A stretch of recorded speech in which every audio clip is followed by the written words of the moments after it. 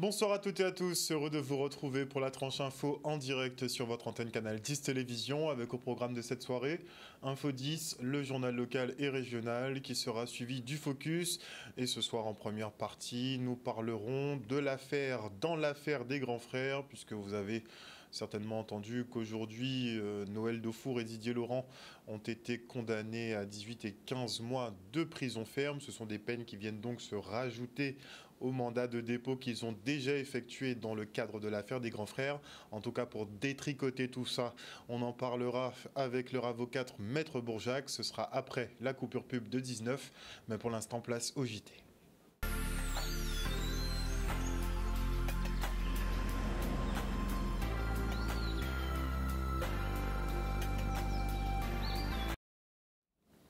Nous sommes le mardi 21 mai 2024 et voilà 8 jours que la Nouvelle-Calédonie est en feu. Le bilan est lourd avec 2 gendarmes tués dont un qui a été abattu suite à un tir accidentel d'un de ses collègues.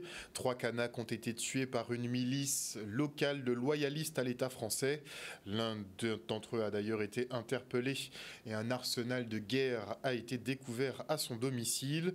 Notez que la 6e victime est un Caldoche qui a perdu la vie sur un barrage après avoir ouvert le feu sur des manifestants, dont son propre fils. Le bilan matériel est tout aussi conséquent avec des millions d'euros de pertes entre incendies de bâtiments, commerces et autres infrastructures. Plus d'1 millier de policiers et gendarmes ont été envoyés en renfort pour rétablir l'ordre sur l'île. Une mission difficile à l'heure où toute une frange de la population refuse radicalement le dégel du corps électoral et les manœuvres coloniales de la France. Alors pour montrer qu'il reprend la main, le chef de l'État Emmanuel Macron est en route pour la Kanaki. Il devrait arriver sur l'archipel demain, puisqu'il se situe tout de même à 17 000 km de la France. Ça fait quand même quelques heures de vol. Il s'y rend accompagné du ministre de l'Intérieur et de l'Outre-mer, Gérald Darmanin, et il devrait entamer des discussions avec les loyalistes, donc les pro-français en Nouvelle-Calédonie, en Kanaki, et effectivement les indépendantistes, voir s'ils arrivent à apaiser les tensions. Et si en Guadeloupe, le leader du collectif de défense mobile Hubert Kiaba était convoqué à la gendarmerie ce matin, une audition dans le cadre de l'affaire Lambert, ce Lamantinois qui s'était battu pour récupérer son domicile. On fait le point avec ce reportage de Michel Depape. Monsieur Kiaba a été convoqué comme n'importe quel citoyen peut être convoqué par des services de police ou de gendarmerie. Et il s'est vu notifier, à peine arrivé, pas encore assis, il s'est vu notifier sa garde à vue. Il avait par conséquent à répondre à un certain nombre d'interrogations, de questions concernant les événements du 26 et 27 décembre de l'année dernière. Volontaire, c'est de dégoûter le peuple là. Dégoûter effectivement les gens qui croient, les gens qui disent goûter espoir, que demain qui changé. Aujourd'hui, nous ne pouvons pas comprendre véritablement, mais qui gens, alors que le principe effectivement du droit français basé, c'est ça qui est le contradictoire. Donc par conséquent, on ne peut pas véritablement condamner un monde, on ne peut pas mettre nous dans cette situation-là. Ça, si vous ne savez, ça y passé. Aujourd'hui, on arrivé à répondre à une convocation que vous faites moi, aujourd'hui, on arrivé effectivement, et quoi dire, bon, mais tout de suite, on garde à vue, parce qu'il y a des faits qui fait. Alors on ne peut pas savoir si c'est parce que c'est fait la fête, j'ai une fête là, ou alors si c'est parce que nous avons éclairé le monde trop, ils ont décidé de mettre tout de suite en garde à vue. Donc par conséquent, nous tenons des avocats qui étaient accompagnés nous, mais nous tenons d'autres encore déjà préparés. Parmi 400 personnes qui étaient sur le site, d'une façon générale, c'est M. Kiaba qui a été choisi pour pouvoir répondre en son nom personnel de ce qui s'était passé, un peu comme si il devait porter à lui seul la paternité de tous ces événements. En cas signalé que l'avocat, moi, c'était M. Sylvestre qui participa dans toute garde à vue là, mais nous tenions aussi M. Corali qui vient, qui a dit comme ça qu'il paraît à porter force parce que nous fiers de savoir que nous avons ensemble des gens en Guadeloupe, nous avons ensemble des gens dans le pays là, qui ont occupé des gens qui ont souffert, des gens qui n'ont pas nivra, et c'est ça qu'il a commandé pour la Guadeloupe. Donc aujourd'hui là, nous sommes à l'aise, même si nous savons que ça y passe là, déranger nous, ça dérange les Guadeloupéens, ça peut permettre véritablement que nous comprenions aussi que aujourd'hui là, nous ne pouvons pas dire ennemis, mais nous sommes des gens qui ça a dérangé. Donc par conséquent, chaque monde qui fait opinion à eux, mais aujourd'hui là, puisque jamais nous déterminés, nous payons la chia. Il s'est donné avec courtoisie, avec détermination, avec pondération et sagesse, avec intelligence, avec flegme et calme. Et ça, c'est important de le dire parce que il n'a pas cherché à être stratège, il a cherché à être honnête. Et car il s'agit ici de s'assurer que la manifestation de la vérité soit réelle. Et c'était donc dans son consentement, hein, puisqu'il s'agit aussi d'un sacerdoce pour lui, de faire les choses le mieux possible. C'était donc dans son consentement que de donner le meilleur de lui-même pour que la manifestation d'une vérité humaniste soit dite, révélée et comprise par la population.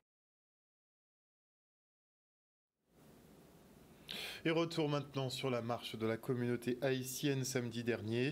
L'occasion pour eux de célébrer le drapeau, mais aussi de dénoncer la situation critique que connaît le pays, notamment à cause des ingérences étrangères qui n'en finissent pas. Regardez. Aujourd'hui, en fait, c'est l'anniversaire en fait, de la création de notre drapeau, premièrement. Donc on voudrait aussi marquer cette occasion en fait, pour profiter pour dénoncer un petit peu tout ce qui se passe en Haïti, le contexte actuel, donc le contexte d'insécurité, d'ingérence politique internationale, en fait, donc tous ces acteurs-là, qu'ils soient locaux ou internationaux, donc de leur dire en fait qu'il est temps de laisser le pays respirer un peu. La présence aujourd'hui là, c'est par rapport à la situation que le pays en nous vivre. Depuis des années, nous avons constaté que nous vivons une situation d'ingérence étrangère dans le pays là, hein, et que tout le monde nous a souffert, le peuple nous a souffert, ils ne peut pas rester en casa. Et de ce quoi que même si le peuple nous a dit qu'il nous avons vrai que c'est mon qui a fait, c'est eux. Ce sont plusieurs associations, notamment principalement des associations haïtiennes, parce qu'on a voulu en fait faire quelque chose, pas quelque chose entre nous, mais c'est que les Guadeloupéens en fait ils sont toujours là avec nous pour nous soutenir dans peu importe la situation. Donc cette fois-ci on a voulu un petit peu prendre les choses en main et ensuite voir comment ça va se passer, voilà. C'est un système qui a commandé nous depuis après l'indépendance en nous et jusqu'à la journée d'aujourd'hui. Et ces gens-là, nous connaissent, hein? C'est le groupe, c'est le Canada, c'est les USA, c'est la France, c'est les politiciens corrompus, c'est tout plein de monde qui a vendu le pays là. Et nous, on en a marre, on en a assez parce qu'on a besoin de vivre dans notre pays. Et c'est pour ça que nous là, pour nous dire que foutez marquant, que le système là, ça foutez marquant, nous besoin avoir d'autres butins, nous besoin que vrai peuple en nous vivre en pays. Et moi, en besoin vous vivre en pays en moi aussi. J'adore le foutez marquant. Et on poursuit avec cette conférence sur l'insuffisance rénale au Centre culturel Gérard Loquel à Bémao. Notez que pratiquement 1 million de personnes en Guadeloupe sont touchées et on a 634 dialysés et 303 personnes qui sont greffées. Regardez.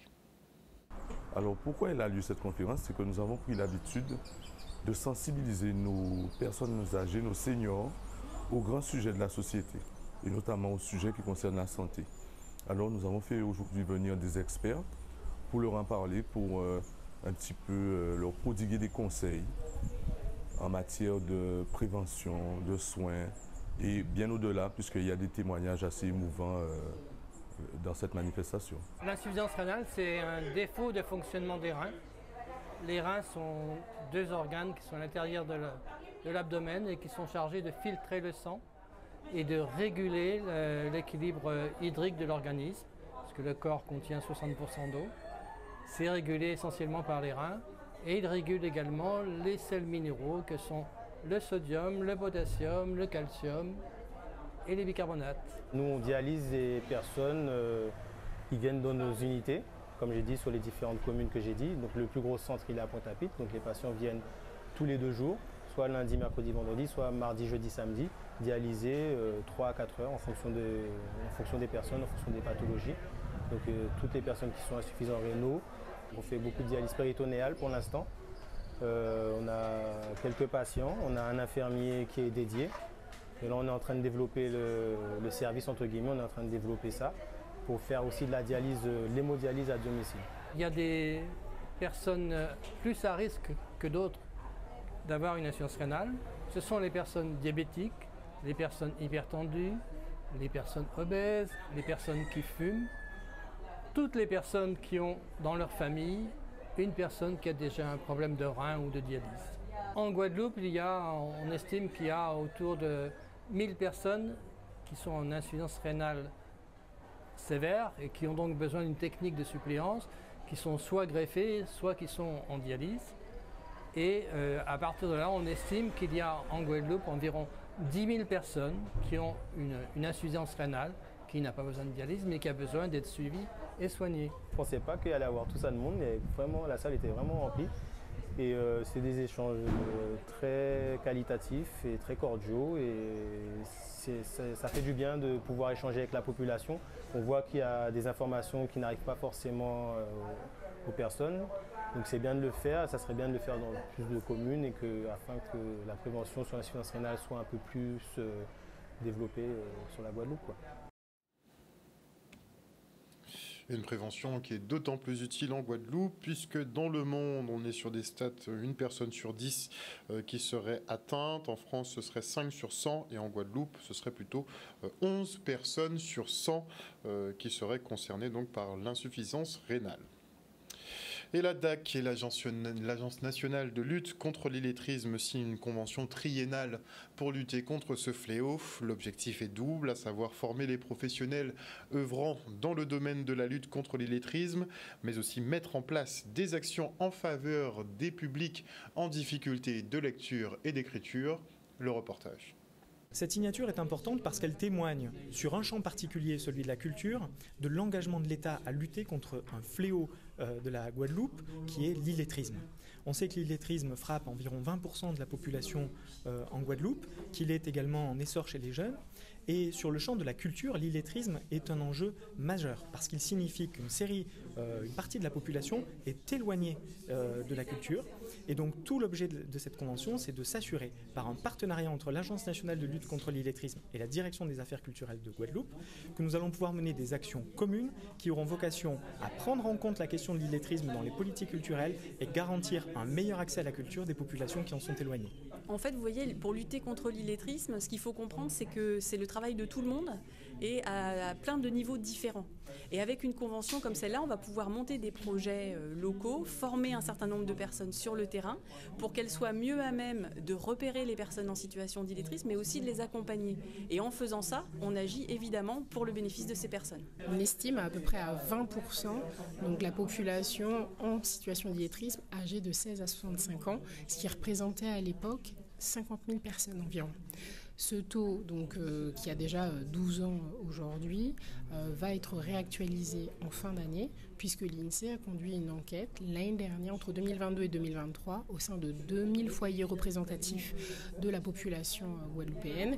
Donc on va pouvoir traduire en taux réactualiser l'état de l'illettrisme sur le territoire donc, dans quelques mois. Concrètement, dans le cadre de cette convention, parce qu'il y a plein d'autres actions en Guadeloupe qui sont menées pour lutter contre l'illettrisme, mais dans le cadre de cette action, l'idée c'est effectivement d'avoir des formations qui puissent être proposées à des professionnels de la culture. C'est-à-dire de la formation et de la sensibilisation à la question de l'illettrisme, de manière à faire en sorte que ces publics empêchés soient pris en compte de manière systématique, globale, dans la conception des politiques culturelles pour assurer une meilleure insertion de ces publics dans le cadre de la politique culturelle.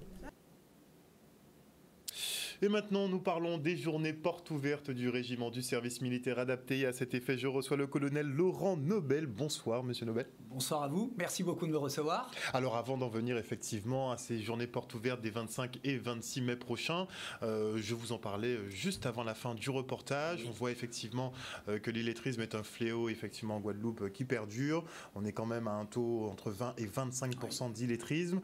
Donc, une question à savoir, est-ce que vous recevez déjà au sein du RSMA beaucoup de jeunes, pas beaucoup, comment ça se passe, qui savent lire ou écrire ou qui ne savent pas lire ou écrire? Très bien. Eh bien, écoutez, c'est une excellente transition parce que la mission du régiment du service militaire adapté est de s'occuper de l'insertion socio-professionnelle des jeunes les plus en difficulté et donc les plus éloignés du marché du travail. Et à ce titre, bien sûr que parmi les jeunes que nous accueillons, certains sont en situation d'illettrisme.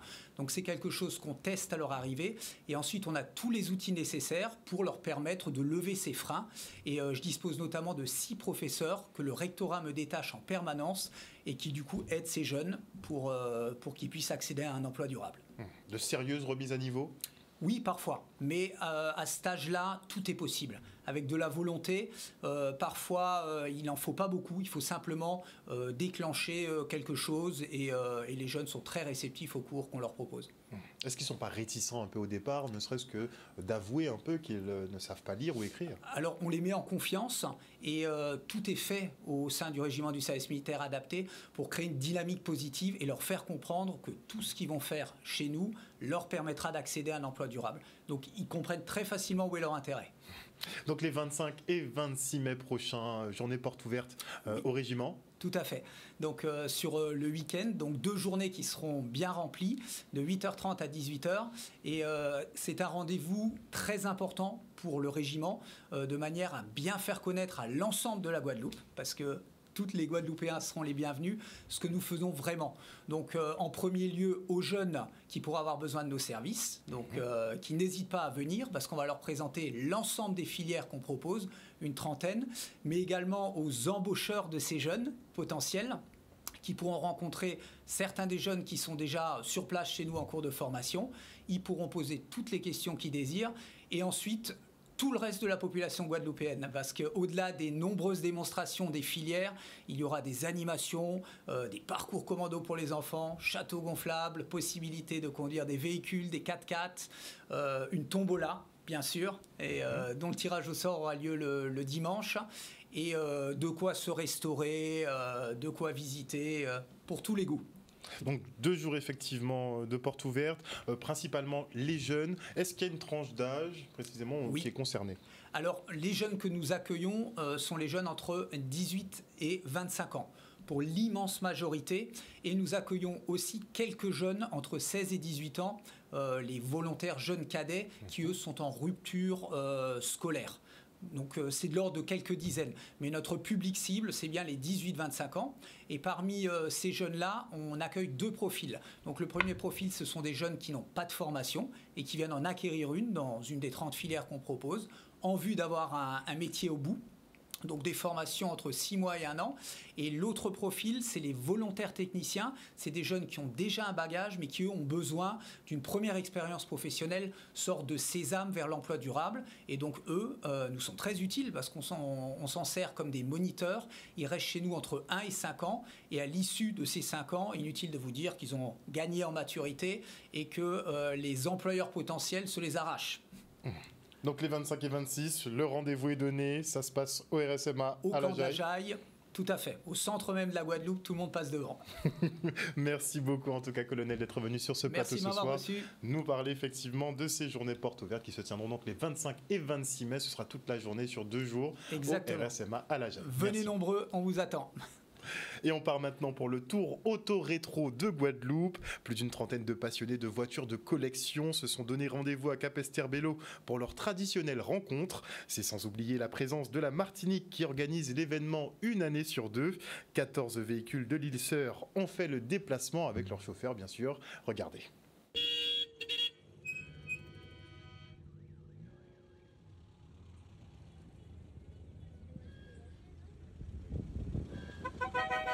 C'est sur 3 jours, le 18, 19, 20 mai.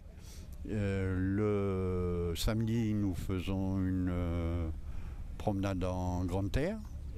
Le dimanche, nous avons un rallye. Et le lundi, nous faisons le tour de la Grande Terre. Donc c'est pour ça que notre tour s'appelle le Tour Auto-Rétro de la Guadeloupe. Et nous organisons ce tour une année sur 2 ici, et une année sur 2, c'est la Martinique qui organise son tour en la Martinique et nous allons chez eux. Là, aujourd'hui, nous avons 14 voitures qui viennent de Martinique. Moi, j'ai une Austin Mini de 1991 qui est juste derrière moi.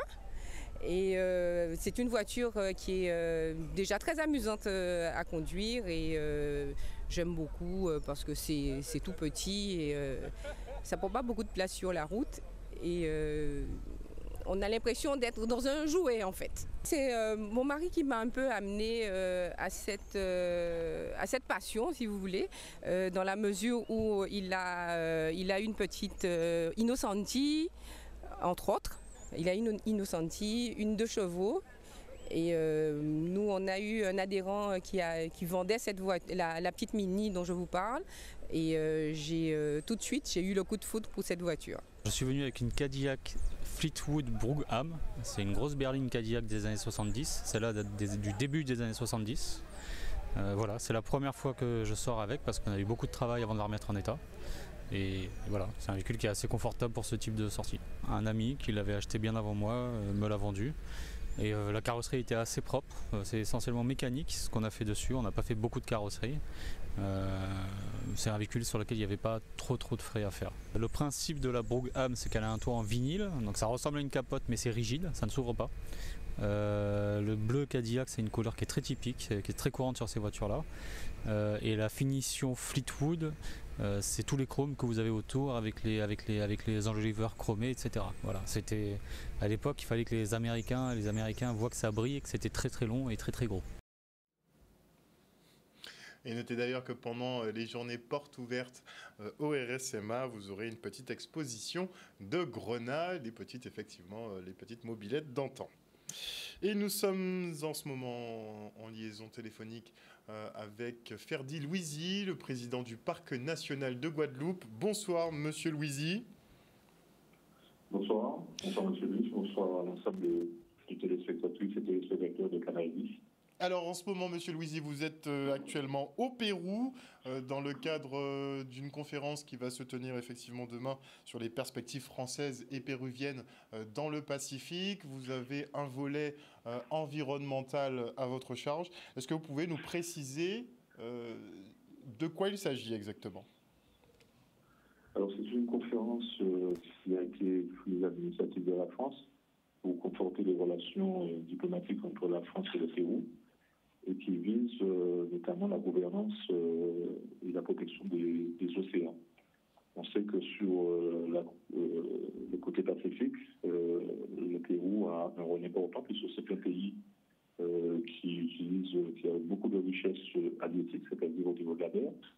Et nous avons souhaité, l'ambassadeur de France au Pérou a souhaité mettre en place cette rencontre bilatérale entre la France et le Pérou afin d'échanger sur la protection des milieux marins, notamment avec les objectifs qu'on a fixés au niveau international de 30% d'air protégés au niveau des espaces marins, mais aussi montrer le savoir-faire de la France en matière de gouvernance des espaces maritimes, à l'instar du Parc national de la Guadeloupe.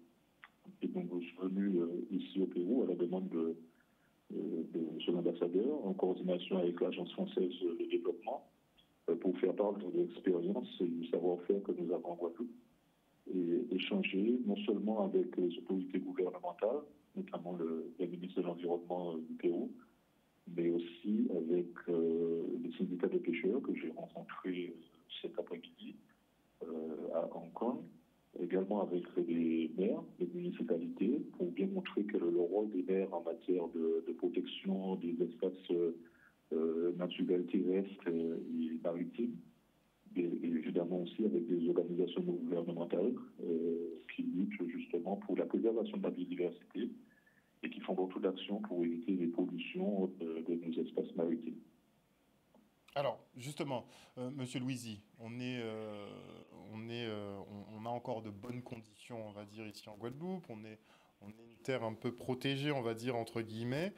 Mais au vu de l'état des océans actuellement, on sait qu'il y a un continent carrément de plastique qui s'est formé. On sait que des microparticules sont en quantité dans toutes les eaux, dans toutes les mers de cette planète. Est-ce que ce n'est pas une bataille qui est perdue, finalement, la préservation des océans ? Alors, ce n'est pas une bataille qui est perdue, et la problématique des océans, de l'océan de plastique que vous avez évoqué, est prégnante également ici, à partir du moment où les pays s'engagent.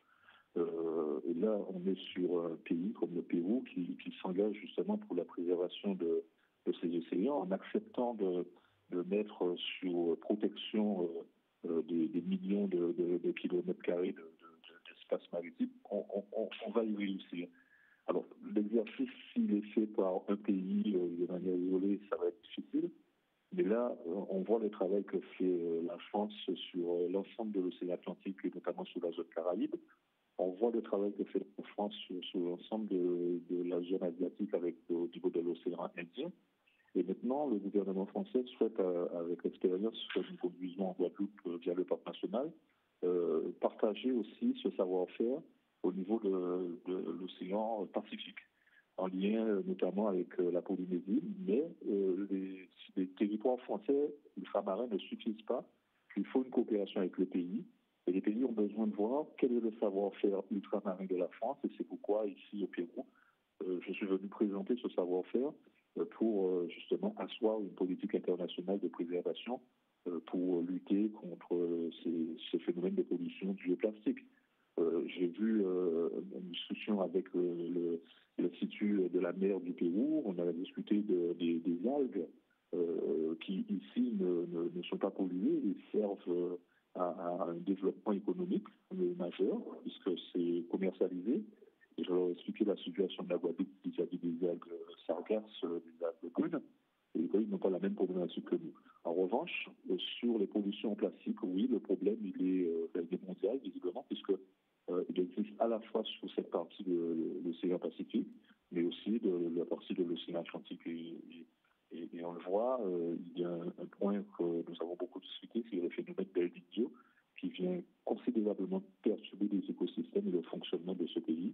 Là aussi, nous avons échangé et nous avons pu trouver des points communs à nos écosystèmes. Et ça peut paraître surprenant que du côté de l'océan Pacifique, de la côte Est, nous ayons des problématiques que l'on retrouve au niveau de l'océan Atlantique de la partie Ouest. Et en plus de ça, nous sommes sur une zone sismique, puisqu'il y a une faille sismique importante au niveau du Pérou. De la même manière, nous avons aussi cette problématique de faille sismique au niveau des petites Antilles. Donc c'est porter l'expertise guadeloupéenne, mais aussi récupérer peut-être quelques solutions à exploiter ici en local. Absolument. Apporter l'expertise guadeloupéenne, mais aussi récupérer sur le plan de l'expertise locale. J'ai beaucoup échangé avec les syndicats des pêcheurs pour le travail qu'ils font justement sur la préservation des ressources. Et j'ai eu à discuter de la situation de la pêche de l'ambi avec eux. Et comme en Guadeloupe, comme ça a été initié par Charles Vincent, le président du comité régional des pêches, ils donnent des périodes de pêche de l'ambi pour préserver leurs ressources à ce niveau-là, leurs ressources halieutiques. Et donc cette problématique, on l'a évoquée. Et nous, on prend un arrêté préfectoral, si je prends l'exemple de la Guadeloupe. Et ici, c'est une concertation entre tous les professionnels via leur comité de gestion des espaces de pêche qui prennent la décision, sans que l'État intervienne, d'interdire la pêche de l'ambi pendant une certaine période, le temps de la reproduction, et préserver justement cette ressource. C'était assez surprenant parce que localement, les pêcheurs font un travail de concertation et de consensus entre eux, et ils ont pris conscience que s'ils ne font pas ce travail-là, s'ils ne décident pas justement de mettre des périodes de non-pêche du lambi, ils perdront tout au niveau de leurs ressources et c'est toute leur économie qui en pâtira. Et là où il y a des recherches importantes, c'est tout ce qui concerne les poissons et les eaux du Pérou sont vraiment très très riches à ce niveau-là. Les anchois également, les anchois sont pêchés et ils ont une position mondiale mais de haute importance puisque au niveau des 200 000 marins du Pérou, on a un foisonnement de ressources halieutiques, un foisonnement de poissons. Et ils tiennent à préserver cela en faisant en sorte qu'ils respectent eux-mêmes les conditions de pêche et de fixer la taille des filets. Donc j'ai discuté de ça avec les syndicats de pêcheurs. Et là aussi, je trouve qu'il y a un bel exemple de manière de gouverner sur le consensus, sur l'accord des parties, plutôt que par des textes réglementaires qui seraient imposés via l'État. Et donc ça a été quelque chose pour moi de surprenant, cette manière de faire, et que je souhaiterais expliquer, bien évidemment, au comité régional des pêches, en sachant qu'ils font déjà un travail important, ou dans d'autres secteurs, où on doit préserver justement nos ressources naturelles. Merci beaucoup Ferdi Louisi, je le rappelle, président du Parc national, qui est donc en direct avec nous du Pérou, puisqu'il assiste demain à la conférence sur les perspectives françaises et péruviennes dans le Pacifique. Merci encore, monsieur Louisi. Merci. Et avant de se quitter, notez qu'Isaora Tibus est de nouveau dans la course pour les Jeux Olympiques, suspendue depuis le 8 février dernier suite à un contrôle antidopage positif. La championne du monde 2022 de fleuret a été innocentée par le tribunal disciplinaire de la Fédération internationale d'escrime. Celui-ci a retenu la thèse d'une contamination par fluide corporel qui serait survenue à cause de son conjoint. De quoi blanchir l'escrimeuse qui évite 4 ans de suspension et la disgrâce. On rappelle tout de même que Isaora Tibus représente l'une des meilleures chances françaises de médaille en escrime pour les JO de Paris. C'était difficile quand même de faire sans elle. Et voilà, chers téléspectateurs, nous sommes arrivés au terme de ce journal. Merci pour votre fidélité à ce programme. Les infos reviennent demain à 18h30. Une bonne soirée à tous. Bisous tout le monde.